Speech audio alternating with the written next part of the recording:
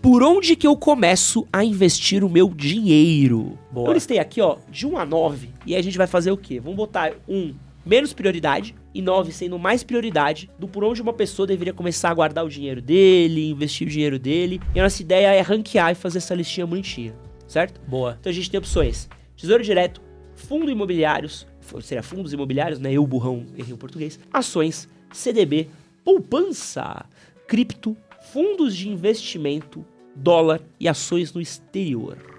Bacana. Um ponto que eu acho interessante deixar claro no começo é que muita gente chega pra gente, tá começando do zero agora, e pergunta, qual que é o melhor investimento? Qual que rende mais? E cada investimento tem sua característica, sua propriedade. Então não tem, o melhor, o que rende mais, senão todo mundo botaria lá e teria um resultado botaria melhor. tudo e é isso, né? Esse que é o ponto. Então, as pessoas se iludem muito, eu vou investir naquilo que tá rendendo mais agora. O cara pensou dessa forma, ele já vai estar fazendo errado. É só questão de tempo pra ele se ferrar, porque se o juro tá alto, ele vai deixar tudo na renda fixa. Quando o juro cair, ele vai deixar tudo na renda variável, que você vai estar comprando mais caro porque o juro tá baixo já. Então acho que é um ponto importante. A gente vai começar do menos pro mais, como é que vai ser? Do menos pro mais. Então tá, aí é do 1, né? Do 1. O que é menor prioridade, né? Primeiro vai a poupança ali, a menor prioridade, porque hoje em dia, poupança, em diversos momentos, não consegue nem bater a inflação, sendo que você tem diversos investimentos que tem o mesmo risco da poupança, rendendo muito mais, né, Matheus? Não tem por que o cara deixar na poupança, sendo que, por exemplo, eu tô deixando na poupança do Bradesco. Sendo que ele pode pegar o dinheiro, botar no CDB do Bradesco, que o risco dele é o mesmo e tem um rendimento maior. Então, na poupança, você vai estar emprestando dinheiro pro banco, e o banco vai estar te retornando um juros todo mês, certo? Quando ele faz no CDB, ele está emprestando dinheiro para o mesmo banco e o banco vai retornar uma taxa de juros muito maior, porque vai ser 100% do CDI, por exemplo. A poupança hoje está rendendo um pouco mais de 0,5%.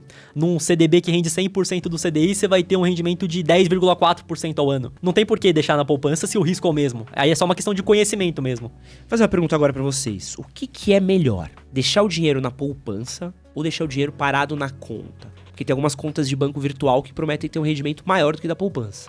Por exemplo, tem só o próprio Nubank, várias outras lá, o Mercado Pago, o PicPay tem um rendimento, então é melhor deixar na conta parado lá que o rendimento vai ser 100%, 100% Exato. CDI. A única coisa é de olhar um pouco qual que é a saúde financeira do banco. Que tem banco que tá muito mal das pernas. Então um banco que lucra todos os trimestres, que tem um índice de Basileia e mobilização, que é basicamente os índices que você vê para ver a saúde financeira do banco, estão ok? Você pode deixar lá, tá tranquilo. Se o banco tá muito mal, tá tomando muito prejuízo, tem esses índices que estão muito fora do que o Banco Central permite, você tem que tomar cuidado. Então tem que colocar em uma instituição financeira que tem essa solidez, pelo menos. Porque é uma coisa que tem uma galera que tem uma grana parada na conta, né? Não tá nem investindo nem nada também. Agora, se é uma conta que não rende nada, ou debaixo do colchão, nossa avó fez muito isso durante muito tempo, aí realmente é colocar num banco, colocar pra render 100% CDI que vai estar tranquilo, que o risco é o mesmo de deixar na poupança. Boa. Segundo lugar, o que vocês colocariam aí? Eu colocaria fundos de investimento. Eu acho que dólar antes, porque dólar é verdade. bom investimento. É verdade. Sei lá, você pegar teus reais e trocar por dólar, você trocou uma moeda fiduciária por outra.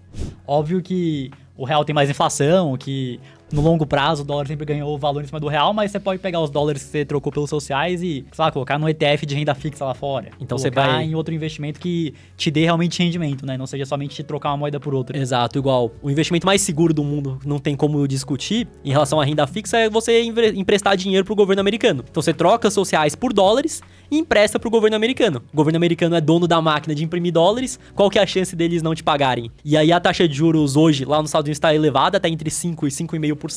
Então você vai ter esse rendimento em dólar emprestando pro governo americano. Aí só dólar não vale a pena. Então comprar só dólar não é uma boa.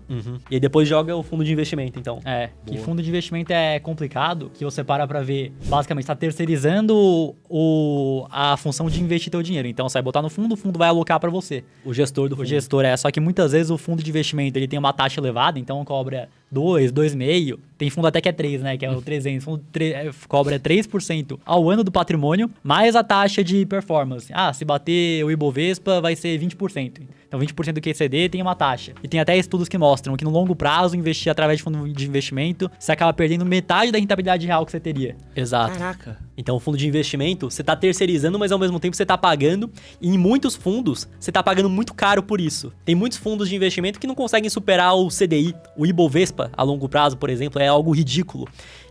E tá te cobrando taxa em cima disso ainda. Tem um fundo de investimento que é interessante, que acaba sendo o ETF. que é um fundo também, só que ele não tem uma gestão ativa do gestor indo lá escolhendo isso ou aquilo. Por exemplo, tem o ETF que replica as 500 maiores empresas dos Estados Unidos. Então ele vai pegar lá quais são as 500 maiores, tem o peso de cada uma, ele só replica e a taxa de administração é 0,003, não é?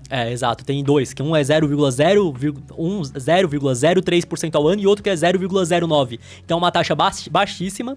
Não tem performance. Não tem performance nem nada. Você está replicando o índice das 500 maiores empresas dos Estados Unidos, que historicamente tem uma rentabilidade muito boa. Então o fundo de investimento ativo com o gestor é horrível. Agora o famoso ETF, que é o fundo passivo, pode ser o maior aliado do investidor. Se o investidor nos últimos 30 anos, todo mês, pegou parte do que ele ganhava e colocou em um ETF que replicou o S&P 500, ele pagou uma taxa baixíssima e teve uma performance melhor do que mais de 90% dos fundos com o gestor. Pode crer. Eu queria só voltar um pouquinho no dólar. E só um disclaimer aqui, que é uma parada que vocês falaram legal, porque eu conheço pessoas que fazem isso até hoje, assim, que compram dólar e deixam o dólar em casa. A gente também conhece, o cara acha que ele tá fazendo algo muito bem porque ele tá comprando uma moeda que é mais forte que o real e que tende a ganhar valor em cima do real a longo prazo mesmo, mas ao mesmo tempo é uma moeda que o governo dos Estados Unidos pode emitir a rodo e vai perder o seu valor ao longo do tempo, igual o real também, só que numa velocidade menor. Não, e dependendo do quando você comprou aquele dólar, é uma ideia muito burra, né? Uhum. Até porque vender dólar também é uma coisa difícil, né? Fora o spread também, na hora de compra e na venda também. A própria taxa de câmbio, né? Que você perde, é o inferno. Vou fazer isso via online. Ainda vai ter o IOF, vai ter o spread, então você já vai ter que ter uma rentabilidade a mais pra ficar no 0 a 0. Então dólar é pra você realmente investir em algum lugar. Comprar na renda, investir na renda fixa, na renda variável. Agora comprar o dólar pra segurar não tem como. Boa. Agora o quarto lugar. Tá, o que eu vejo é que a partir... Esses aqui a gente botou basicamente não invista. Ficou lá em cima porque não invista. Acho que agora é o passo a passo. Tipo, o nono vai ser o que a pessoa tem que investir primeiro, depois vai subir na escadinha. Exato, tá bom, aí né? são todos que você deveria investir em algum momento. Vai pensando assim, ó. Pô, tô começando minha carreira de investidor. Joãozinho, faz um favor pra mim. Seleciona aqui do 1 ao 3. Vamos aproveitar que eles falaram isso aqui, ó. Faz uma caixinha aqui, ó. Vermelho. É o não invista, certo? Boa. Agora, vamos pensar assim, ó. Tô começando minha jornada de investidor. Comecei a juntar meu dinheiro, as coisas estão começando a chegar. Qual que é o primeiro lugar que você fala assim, cara, bota seu primeiro dinheirinho nesse lugar daqui? O cara que tá começando, na minha visão, é o famoso Tesouro Direto, através ainda do Tesouro Selic, né, Matheus? Acho que o Tesouro Direto é o mais simples de entender e acaba sendo de maior segurança mesmo. Então você tá emprestando dinheiro pro governo do Brasil, a chance dele não te pagar é do governo quebrar, só que o governo ele pode emitir mais reais, pode imprimir mais dinheiro que ele quiser. Então ele basicamente não tem por que ele não te pagar. Óbvio que gera inflação, não é bom pra economia, mas ele não vai deixar de te pagar, né? Exato. E aí você pega o Tesouro Selic hoje, com a Selic a 10,5% ao ano, você vai estar tendo esse rendimento com o risco mais baixo de qualquer investimento no mercado do Brasil. E o Tesouro Direto voltou a ser legal? Porque o Tesouro Direto é esse ioiô, né? Tá bom, tá ruim, tá bom, tá ruim. Então... Já foi a salvação, já teve um influenciador que fez carreira falando de Tesouro Direto. Sim. Na minha visão, acaba sendo um investimento inicial mesmo do brasileiro, porque você não vai ter volatilidade, então você vai investir seus R$1.000, você não vai ver esse dinheiro diminuindo, sendo menos que 1.000. Mas o Tesouro Direto tem diversos títulos. Então nós estamos falando do Tesouro Selic, porque tem o pré-fixado e o IPCA+. E esses daí, você consegue ter uma rentabilidade negativa no curto prazo. Então se você comprar um Tesouro IPCA+, 2029, ele vai te dar a inflação mais uma taxa fixa no período, que hoje está em 6,5%, se eu não me engano. Porém, isso vai acontecer se você deixar até o vencimento, que é até 2029. Caso você queira resgatar antes do vencimento, ele pode estar valendo tanto mais quanto menos. E aí a pessoa tem que tomar cuidado com isso. Já tem diversas pessoas que comentaram no nosso canal, não, que eu fui investir no Tesouro Direto e perdi dinheiro. Foi porque ele quis resgatar antes e pegou um título que sofre essa marcação a mercado. Boa. Mas eu vejo que não tem que ser esse negócio, Tesouro Direto é bom ou é ruim? Pro dinheiro que você vai usar pro curto prazo, ou pro dinheiro que você vai usar na tua carteira que vai ser o caixa de oportunidade ou a parte de renda fixa, mesmo que a Selic esteja, sei lá, em 5% ao ano, você vai ter que deixar lá. Minha reserva de emergência tá metade num CDB de bancão, metade no Tesouro Direto. O caixa que eu tenho da minha carteira para oportunidade tá também metade num CDB de bancão e metade no Tesouro Direto. Não importa se a Selic ir para 4%, vai continuar lá, porque é uma parte da minha carteira estratégica para isso. Boa, perfeito. Próximo, que é algo bem parecido, vai o CDB, né, Matheus? Que no Tesouro você tá emprestando dinheiro pro governo, no CDB você empresta pro banco. E se você pega um banco sólido, dificilmente vai quebrar, mesmo que venha quebrar, muitos bancos se quebrarem de fato, o Estado ia ter que resgatar, que não teria como. Tem o FGC, então é um seguro, caso o banco venha quebrar, ainda tem a garantia lá de 250 mil por aplicação. Funciona a mesma coisa que o Tesouro, só muda. Um você empresta pro governo, outro pro banco, né, Renan? Exato, mesma dinâmica. Boa. E corretora, vocês acham que Tem alguma diferença da corretora que eu faço esses investimentos? Então, a corretora acaba sendo a ponte entre você e os investimentos. Uma coisa que a gente recomenda para qualquer pessoa que esteja começando é pegar uma corretora taxa zero. Porque tem corretora que você vai pagar taxa de corretagem. Então, cada ação, cada fundo imobiliário, você vai pagar fixo uma taxa ali de R$4,90. R$4,90, né? Uma da mais famosa. É, R$4,90. R$4,90 por ordem. Então, imagina, o cara vai investir, sei lá, seus R$200. Vai pagar R$4,90? Não faz sentido. O cara que já vai investir um valor maior, eu gosto muito dessa corretora, gosto do suporte, gosto desse atendimento humano, beleza, você pode pagar a taxa de corretagem. Agora, o cara que tá investindo muito pouco, não faz sentido. Corretora taxa zero, só pesquisar no Google. Corretora taxa zero, vão ter várias que você vai conseguir investir. Vocês são patrocinados por alguma hoje? Corretora só internacional, aqui no Brasil não. Mas é uma escolha de vocês ou é da vida? É uma escolha nossa de não querer... Que nós, em questão de patrocínio, nós optamos muito por ter a nossa liberdade de poder falar o que nós queremos, enfim. E aí tem uma internacional que nós gostamos bastante, tá sendo a melhor corretora que nós já trabalhamos até hoje, que nos dá a total liberdade. Então, aproveitar essa liberdade daí e fazer a pergunta capciosa. Das nacionais, quais que vocês recomendariam? Eu acho que não tem muita diferença, mas vamos... eu acho que, sei lá, talvez eu iria pela Clear, porque lá você consegue alugar as suas ações. Tem corretora que, por exemplo, no Nubank não dá, né, Renan? No Inter, No não Inter dá. Então, é que pra quem tem mais dinheiro, alugar as ações que é um resultado muito baixo. Por exemplo, vou ganhar, sei lá, 0,5% a mais no ano inteiro. Só que já é alguma coisa. Se você já tem um patrimônio mais elevado, já é uma rentabilidade a mais. Mas qualquer uma, Rico, Clear, agora é Nubank, né, que trocou no Invest, do Inter, qualquer uma dessas é taxa zero, você vai conseguir investir. Sofisa também, que tem renda Sofisa, fixa lá. Boa. E aí, ó, estamos nos últimos 4 aqui. E aí, Matheus? É que eu vejo que pro cara que quer investir, qualquer um desses aí já poderia ser o próximo passo pós renda fixa. Aqui tem que se comprometer aqui, tem que... Mas eu vou pela ordem de complexidade de entender como funciona. Acho que é um ponto interessante. Então já até sei, pode Então, falar. pela complexidade do cara entender como funciona, eu iria pra fundos imobiliários, que é o mais simples de entender, eu vejo, na questão do brasileiro. Que o brasileiro é aquele cara que tá acostumado já a ter imóvel de aluguel, né? Foi lá, comprei umas casinhas de aluguel para ser o complemento da minha aposentadoria. Fundo imobiliário, o de tijolo não é nada mais que isso. Então, sei lá, um fundo de shopping. Você vai ter um fundo de investimento que tem participação em diversos shoppings. Esses shoppings recebem aluguel das lojas, vai repassar pro fundo e ele vai repassar para você. Então, você está recebendo aluguel das lojas dos shoppings. Fundo de galpão logístico, mesma coisa. As empresas vão lá, alugam o galpão para conseguir armazenar e distribuir seus produtos. Vão pagar o dono do galpão, o fundo tem essa participação, vai te repassar em dividendo. Então, o bom do fundo imobiliário é que ele vai te pagar dividendo mensalmente. Por lei, ele é obrigado a pagar semestralmente, mas praticamente todos os fundos pagam todo mês. E é praticamente no mesmo dia. Então, sei lá, o fundo paga entre o dia 14 e o dia 16. Então, o cara que tá começando, ele vê essa recompensa pingando todo mês, né, Matheus? Exato. Ele comprou uma cota lá de R$10 de um fundo de galpão logístico e tá recebendo todo mês seus 9 centavos. O cara já vê que, não, eu comprei essa cota e todo mês eu tô recebendo. Ele sente que ele tá sendo recompensado. Diferente, por exemplo, ele comprou uma empresa de crescimento. Sei lá, ele comprou uma VEG. Ele, o dinheiro que a empresa tem de caixa, ela tá reinvestindo, tá montando novas operações, tá fazendo novos produtos, só que o cara não vê isso acontecendo. A única coisa que ele vê é a cotação, que no curto prazo não sai lugar. Então, muitas vezes ele não se sente incentivado a continuar investindo porque ele não entendeu o que tá acontecendo por trás. O fundo imobiliário, ele sabe, não, que eu comprei essa cota aqui, o aluguel que tá sendo pago no dividendo todo mês, aí todo dia 15, é a minha parte da participação do lucro. E aí ele pensa, eu tenho uma cota e eu consegui 8, 7 centavos. Se eu tiver 1.000 cotas, eu vou fazer a conta, a regra de 3. Se eu tiver 10.000 cotas, eu vou ganhar mais. Então, acho que a melhor porta de entrada para o investidor são os fundos imobiliários. Mas não é o ativo que vai te dar um melhor retorno a longo prazo, porque são imóveis. E o que o imóvel vai fazer? Vai corrigir com a inflação. Então, ele não vai conseguir ter um ganho muito acima da inflação consistentemente igual uma empresa. Então, acaba sendo uma parte da carteira que ele vai ter essa recompensa todo mês, mas não vai ser o que vai dar uma alavancagem patrimonial muito grande a longo prazo. Mas é melhor que ele comece a investir, entenda como funciona e se sinta motivado a investir todo mês pra continuar essa jornada do que ele investir naquilo que seria melhor no longo prazo, mas o cara desiste antes porque ele não entendeu como funciona, não viu a recompensa na mão dele. Brabo. E aí depois de fundos imobiliários... Aí nós iríamos Aí eu acho que poderia ser tanto ações aqui no Brasil quanto exterior, né, Matheus? Exato. O que você colocaria agora? Eu acho que eu iria nas ações aqui no Brasil porque o cara vê as empresas mais de perto, eu acho. Então o cara vai estar comprando ações aqui no Brasil e aí tem que tomar muito cuidado. Que na hora de investir em ações, você tem que considerar que você está tornando sócio de um negócio. Porque às vezes o cara vê um ticker lá, vai pegar o ticker da Americanas, que caiu lá seus 80%, 90%, não lembro exatamente quanto foi. E muitas pessoas vieram nos perguntar, e Americanas, é oportunidade?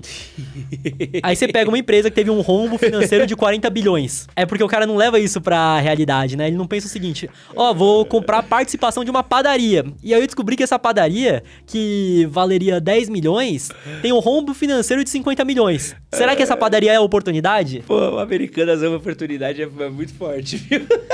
E teve, não foi pouco. É que o cara quer muito ganhar vantagem em tudo, né, mano? Pô, É que o cara faz o cálculo de padeiro mesmo. Já chegou a valer, nem sei porque eu nem acompanho esse setor. Chegou a valer R$20, agora tá R$1. Se eu comprar e ela voltar a valer metade do que foi um dia, eu vou multiplicar o patrimônio em 10 vezes. É tipo o Yahoo, né? O Yahoo nos anos 2000 era isso daí. O cara que alguém deve ter olhado pro Yahoo em algum momento e falar, uma hora volta, blockbuster. Sim, exato. Uma hora volta.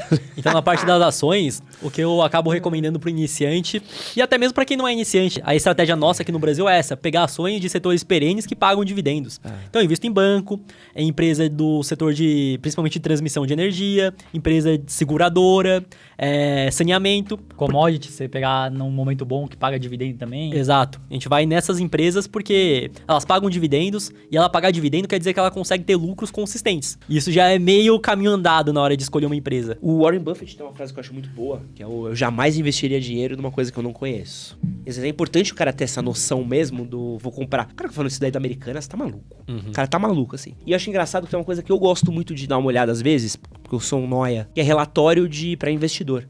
Isso tem muito das empresas, elas emitem isso. Então você tem pelo menos um relatóriozinho, você consegue ver o que tá rolando em muitas empresas, né? Sim. E é bom, e muitos deles são bem palatáveis pro cara abrir e conseguir entender como funciona, de onde que vem a receita, quais são os principais clientes. Eu acho que é interessante mesmo, né, René? Exatamente. Tanto de ação quanto de fundo imobiliário, acho que é essencial. O cara tá começando, abre lá o relatório gerencial do fundo, abre o site de relação com os investidores, com o investidor da empresa, que isso vai ser bem válido.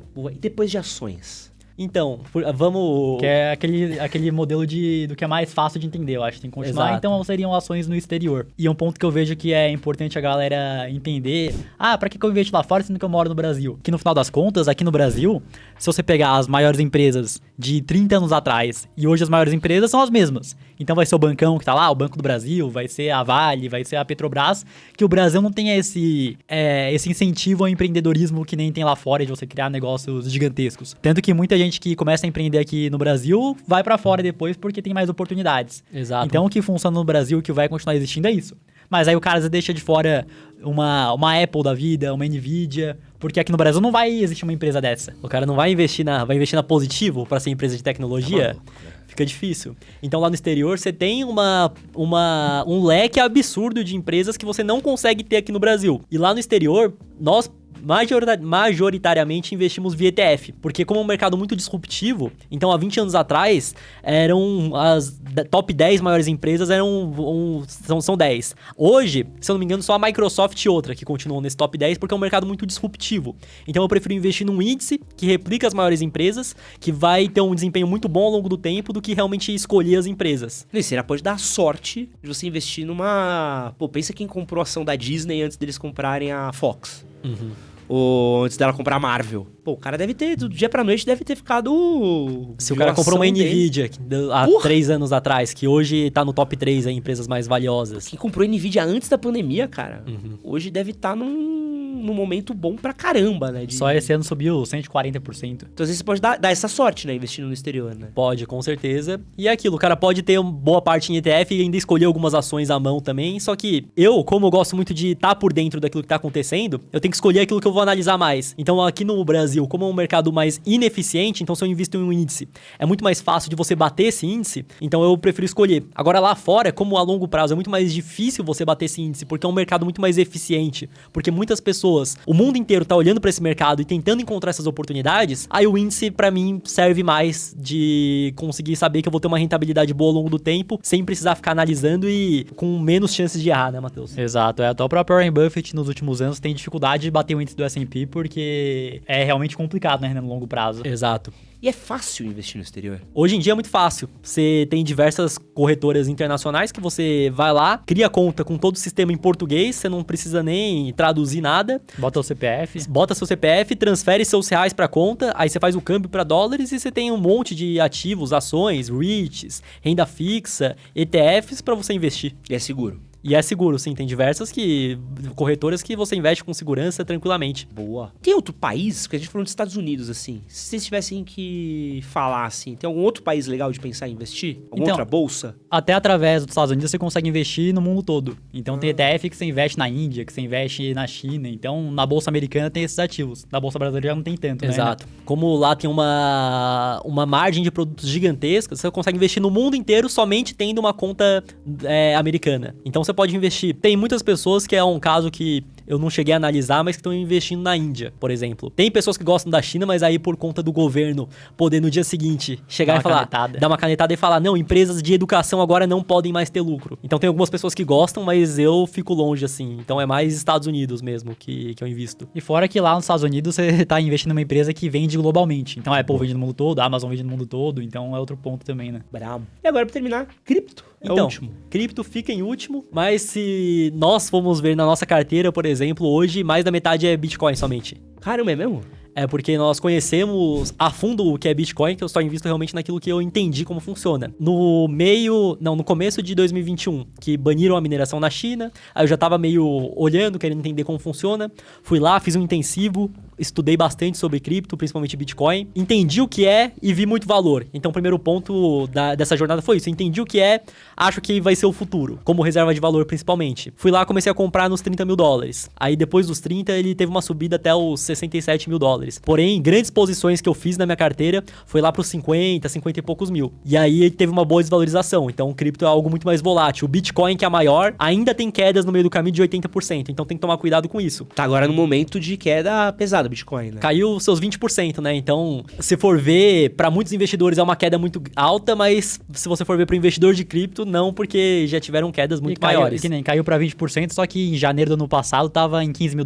Agora tá em quase 60. Mesmo assim, ainda tá, sei lá, 4 vezes mais. Exato. Então, cripto, na minha visão, é algo que as pessoas devem estudar e realmente entender, porque a partir do momento que você entende o que é o Bitcoin, que é uma moeda descentralizada, que só existirão 21 milhões de unidades, não vai ter mais que isso. Que a inflação é controlada. Que a inflação é controlada, a cada 4 anos tem o halving. Então, a recompensa dos mineradores diminui pela metade. Aconteceu isso alguns meses atrás, né, Matheus? Exato, que o Estado não vai poder confiscar o seu dinheiro, não vai ter nem acesso ao teu dinheiro se você tiver uma carteira privada. Como eu vejo muito valor, ainda mais para quem mora em um país subdesenvolvido, que, por exemplo, nos Estados Unidos, investidores mais tradicionais não veem valor porque lá é a maior economia do mundo, que o Estado não tem toda essa tirania de imprimir dinheiro de forma totalmente desenfreada, causar muita inflação. Então eles não veem tanto valor quanto alguém que está em um país subdesenvolvido, por exemplo. Aqui no Brasil, na Argentina também é muito popular, né, Renan? Exato. Então, quando você armazena seus bitcoins na sua chave privada, você consegue somente, com as palavras que você tem quando você cria essa carteira, na sua cabeça você decorou essas palavras, você tá saindo do país sem nada. Você consegue ir para outro país